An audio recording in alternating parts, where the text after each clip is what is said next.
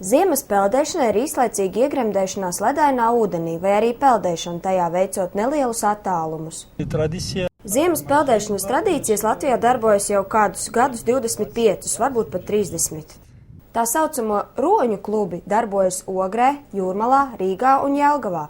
Frīdons ilgu laiku dzīvoja Jelgavā, kur arī pievērsās šim ekstremālajam sporta veidam.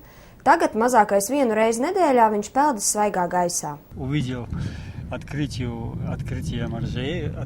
Redzēju ziemas peldēšanas sezonas atklāšanu, piedalījos tajā arī pats un no tā laika regulāri katru nedēļu peldu.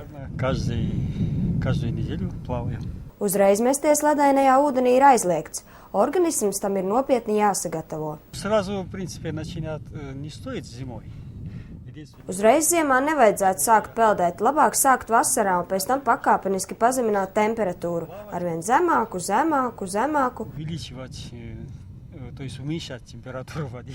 Tad rudenī papeldēt, un pēc tam organisms pats pateiks priekšā, ka tam gribas augstāku ūdeni.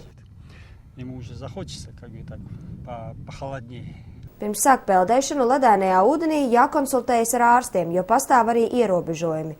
Ar šo sporta veidu nevar nodarboties cilvēki, kam ir sirds un asinsvadu slimības, diabēts, aknu un citas slimības.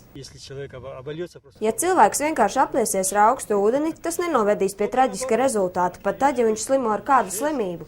Tieši otrādi aktivizējas vielmaiņa, slimības atkāpjas, pazūd reimatisms, organisms stiprinās un ir tikai labums. Kā jebkurā sporta veidā, arī ziemas peldēšanā notiek sacensības. Janvāra beigās Slovenijā norisinājās 4. pasaules čempionāts ziemas peldēšanā, kurā piedalījās 700 sportisti no 20 valstīm.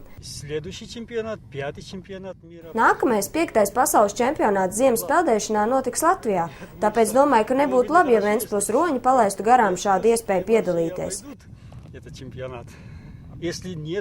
Ja Ventspilī nav ziemas peldētāji, tad varam sanākt kopā, norganizēt komandu, sagatavoties un pārstāvēt Ventspili.